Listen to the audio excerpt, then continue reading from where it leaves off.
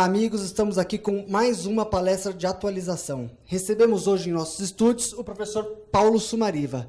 O professor Paulo Sumariva é delegado aqui em São Paulo, mestre e doutorando em Direito e falará conosco hoje sobre princípio da insignificância nos crimes contra a administração pública. Seja bem-vindo, professor. A palavra é com o senhor. É um prazer estar aqui no Instituto LivreNet, nessa nova iniciativa, nessa empreitada que realmente nos deixa muito felizes em participar disso. Tá? É uma ideia nova, algo muito interessante. E hoje nós vamos falar sobre princípio da insignificância nos crimes contra a administração pública. Aliás, um assunto que foi já escrito no meu livro, que está aí embaixo, está aí embaixo no seu site. Você tem acesso aí ao meu livro, quem quiser comprar e adquirir, da coleção Saberes do Direito. Eu sou um dos autores também. Eu já falei sobre esse assunto com mais detalhes na obra e vamos aqui explorar um pouquinho, atualizar, trazer aqueles conceitos mais importantes relacionados a esse assunto. Crimes contra a administração pública e o princípio da insignificância. Você sabe que a nossa palestra ela se divide em blocos. Esse é o nosso primeiro bloco, é o primeiro bloco em que eu vou fazer a apresentação, é um bloco aberto, todo mundo tem acesso a essa primeira informação e depois teremos outros blocos, aí sim, fechados para os assinantes da LivreNet e eu espero encontrá-los também nos próximos blocos, tá certo? Princípio da insignificância. Cabe ou não cabe no direito administrativo? Cabe aonde o princípio da insignificância? Qual é a sua finalidade? Qual é a sua real conclusão dentro do direito? O princípio da insignificância, ele exclui a tipicidade. Sim, ele exclui a tipicidade material. Com isso, ele pode ser aplicado em qualquer crime? A gente sabe que o princípio da insignificância, também chamado de princípio da bagatela, ele se originou lá no direito romano. Ele foi introduzido no sistema penal em 1964 por Claus Oxin. Para qual finalidade? O objetivo desse princípio era justamente separar o direito penal, a aplicação do direito aquelas condutas em tese insignificantes. Ora, se não há afronta, se não há lesão ao bem jurídico protegido, por que aplicar o direito penal a esse caso? E quando ele surgiu, o princípio da bagatela, quando ele teve origem lá em 1974, esse princípio veio para ser aplicado de maneira inicial nos crimes patrimoniais. A ideia era essa. Aplicar o princípio da insignificância nos crimes contra o patrimônio. Aliás, nos crimes contra o patrimônio sem violência. Porque crimes contra o patrimônio com violência não caberia a aplicação deste princípio. Mas e aí? Esse princípio da insignificância, ele existe para quê? Ele exclui a tipicidade, correto. E ele se aplica aos crimes contra o patrimônio, sem violência, correto. E que mais? É possível estender a aplicação desse princípio a outros crimes? E qual é o momento no processo penal em que se reconhece a aplicação desse princípio de insignificância? Posso aplicá-lo aos crimes sexuais, por exemplo? Posso aplicá-lo aos crimes contra a administração pública? Será que a moral administrativa pode ser medida por princípio da insignificância? Será que eu posso pensar nisso? Será que isso aí é possível? Vejam, nós temos decisões do STJ, nós temos decisões do STF, vários julgados, uns reconhecendo e outros não. Aliás, é isso que nós vamos analisar a partir de agora, nesses blocos que nós temos pela frente em relação ao princípio da insignificância nos crimes contra a administração pública. Nós sabemos que a administração pública, ela protege o quê? Ela protege a moralidade administrativa. Peculato, o peculato existe sim. O peculato protege a moral administrativa. E como que eu posso, então, falar em insignificância se o bem jurídico protegido não é patrimônio? Qual medida eu vou usar para aplicar a insignificância nesses casos? Isso é possível ou isso não é possível? Vejam, importante destacar aqui, a insignificância, segundo o Supremo Tribunal Federal, ela exige o preenchimento de alguns vetores.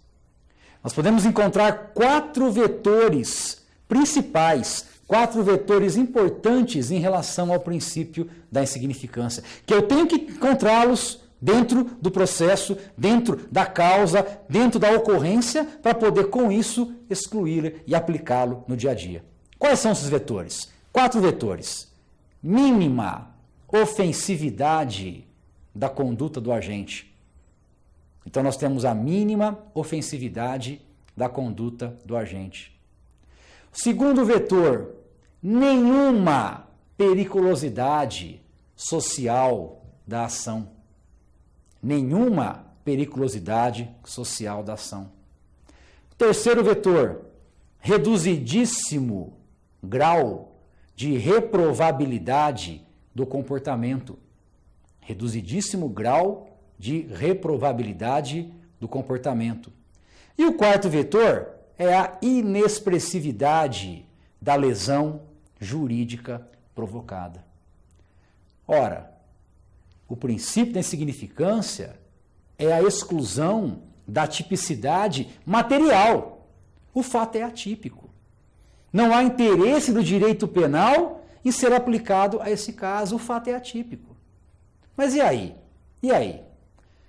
Imaginemos a aplicação desse princípio num crime contra o patrimônio. Tranquilo. Imaginemos que alguém resolva subtrair. Aliás, um julgado recentíssimo agora do STJ. Uma mãe, ela entrou num supermercado e ela subtraiu do mercado uma chupeta, uma mamadeira e um kit de shampoo. Todos esses produtos foram avaliados, tá? E a avaliação não ultrapassou R$80. Todos os produtos avaliados tiveram uma soma de R$78. Vejam, o que é R$78 para um patrimônio de uma rede de mercado? Posso falar que houve ofensa ao bem jurídico protegido? Está lá o bem jurídico protegido, está lá. O patrimônio do mercado? Será que R$80, menos disso, afeta o patrimônio de uma rede avaliada em milhões? Claro que não. O que veio o STJ e declarou?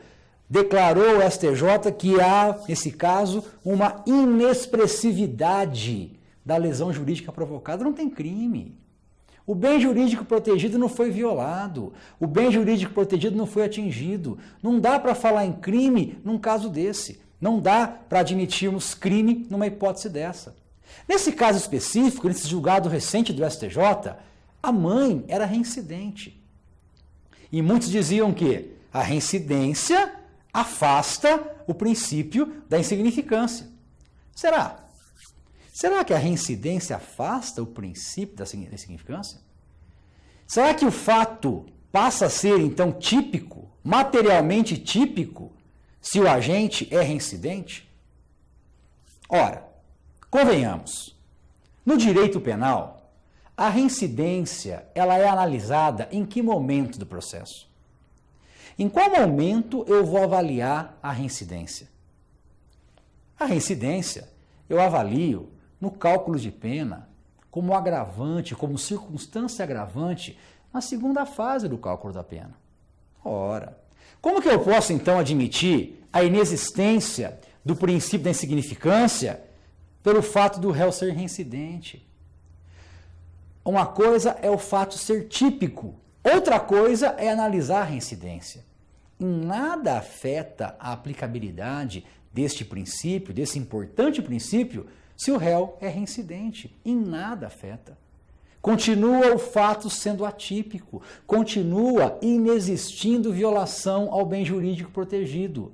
Continua fato atípico, não há que se falar em aplicação da lei penal num caso desse. Claro, o mercado que vai cobrar a mamadeira, a chupeta e o kit de shampoo. Sim, o mercado que vai comprar isso dentro da esfera do direito, não direito penal. O Estado que vai cobrar isso dentro da esfera do direito civil, não no direito penal. E nós encontramos inúmeros julgados nesse sentido. Crime contra o patrimônio sem violência, nós encontramos inúmeros julgados aonde você exclui a tipicidade material, tornando o fato atípico. não existindo, então, violação ao bem jurídico protegido. O princípio da significância, ele é hoje uma realidade e ele é aplicado sem distinção aos crimes contra o patrimônio sem violência. E aos crimes contra o patrimônio com violência? É possível? Dúvida na doutrina, se é possível ou não é possível. Obviamente que há uma tese, que eu até entendo necessária, um roubo de R$1. Roubo de R$1. Você aplica só a pena referente à lesão corporal ou à ameaça, não ao patrimônio. Isso não é roubo. Isso vai ser uma lesão corporal, isso vai ser uma ameaça, mas não vai ser roubo. Tá? Isso é tese e nós temos, né, já entendimento nesse sentido. Agora, eu não posso jamais confundir o princípio da insignificância com o princípio com delitos de menor potencial ofensivo. Jamais eu confundo a insignificância com os delitos de menor potencial ofensivo. Delito de menor potencial ofensivo eu aplico a Lei 9.099. Delito de menor potencial ofensivo, eu vou aplicar as regras do Juizado Especial Criminal. Celeridade, rapidez no processo, oralidade, eu aplico a Lei 9.099/95. Eu não vou analisar aqui a questão dos crimes de menor potencial ofensivo, não é essa a ideia. A ideia é a aplicabilidade da insignificância, porque a insignificância torna o fato atípico e os delitos de menor potencial ofensivo não analisam isso. Para os delitos de menor potencial ofensivo, você tem sim um fato típico, só que o Estado ele aplica uma sanção proporcional à lesão praticada pela conduta do agente.